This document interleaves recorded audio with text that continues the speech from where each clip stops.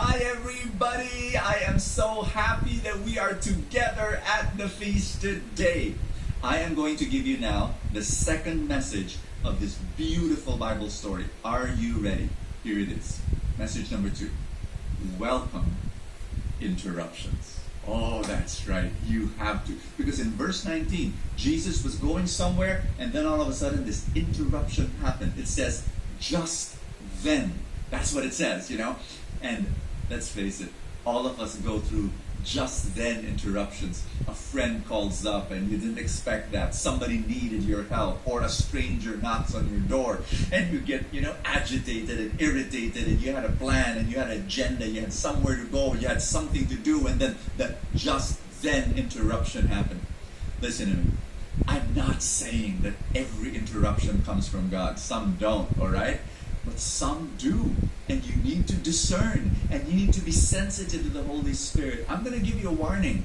After this, you'll probably make a lot of mistakes saying yes to interruptions, okay? Some of them really don't come from God. But on the other hand, I hope you're listening, if your heart gets bigger because you said yes to an interruption, that's not a mistake. That is a miracle. Now, I want you to know that Jesus welcomed this particular interruption when the woman, comes and gets the healing from him. And I want you to think about that, if I look back at my life on hindsight, whoa, I'm telling you, some of my biggest blessings come from the interruptions. Can I give you an example? One of my biggest interruptions every day, quote unquote, are the messages I receive, thousands of them, from social media. I'm on social media. I have a social media ministry. Facebook, YouTube, IG, etc. TikTok one day, okay? TikTok one day. So you've got all these thousands of messages, and in one sense, it's almost like a waste of time. A part of me could say, hey, Bo, you've got talks to write, and you've got books to write, and you've got people and meetings to lead, and big stuff. Now you're there reading and submerged in the problems of other people. You've got, this husband and wife are having problems, and this person has financial difficulty and asking for advice, or this person has a health problem, and I'm there. But I do it every single day, 1 hour, just devoted to praying for people and reading. I'll tell you why. It might be an interruption, but I'm telling you, one of the biggest blessings of my life is because of that, being immersed in the situation and the problems of people. I see people that I'm ministering to. I know when I preach, I'm not preaching to a vacuum. I know what people are going through, their emotions, their pains. And I'm preaching to family. Welcome interruptions. Here's message number 3. You are already accepted. Here's what Matthew says. Just then, a woman who had suffered for 12 years with constant bleeding, 12 years, came up behind him. My friends, I don't know about you, but that's wild. That's like, imagine a woman walking in a mall, and then some stranger taps her on the shoulder and says, Miss, you stain, you have a stain. And then that woman says, must be your period? Is it your first day? And the woman shakes her head and says, no, it's my 12th year. It's like, whoa. But I want you to know that this bleeding woman, who has been bleeding for 12 years, represents Israel. Why? 12 is a significant number in the Bible.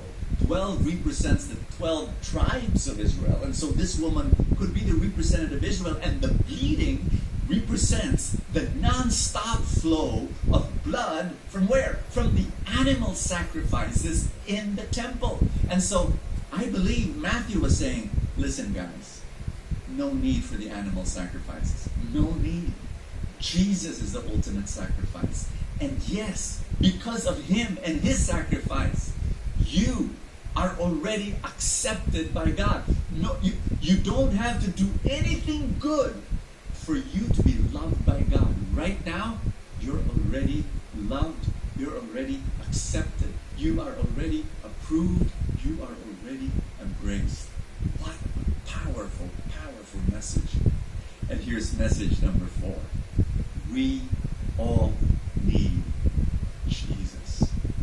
In Leviticus chapter 15, verse 25, it says, if a woman has a flow of blood for many days, that is unrelated to her menstrual period, or if the blood continues beyond the normal period, she is ceremonially unclean. This woman was desperate, not only because she was sick, but because she was separated from her religion and from her people. Meaning to say, listen to me, for the past 12 years, this woman could not receive a hug from her mom. She could not high-five her neighbor. Somebody cannot tap her on the shoulder. No, she could not even stroke the hair of a child. She could not. And by the way, hey, doesn't this sound familiar in today's times? You know, you just clear your throat somewhere and then everybody runs away.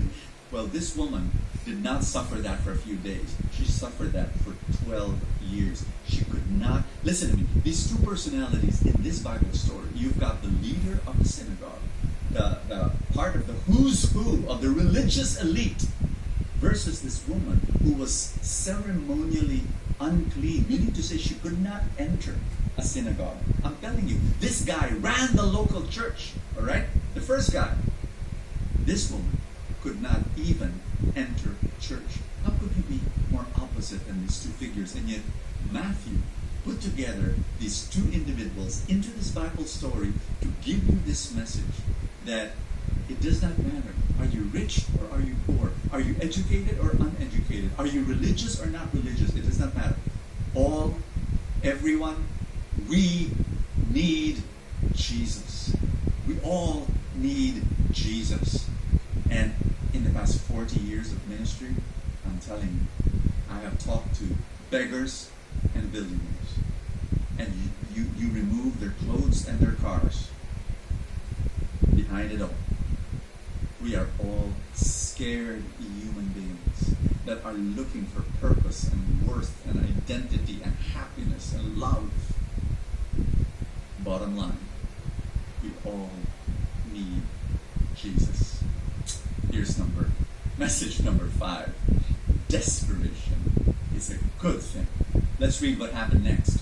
She touched the fringe of his robe, for she thought, if I can touch his robe, I will be healed. Jesus turned around, and when he saw her, he said, daughter, be encouraged. Your faith has made you well. And the woman was healed at that moment. Friends, are you desperate right now? In a very real sense, desperation is a good place to be. I'll tell you why. Desperation can be the birthplace of a miracle. And that's what happened to this woman. Why? Desperation can be the birthplace of a miracle because it pushes you towards Jesus. And I pray that you allow your desperation to push you to the Lord. One day I was attending a retreat, and the speaker asked us to make a graph of our entire life.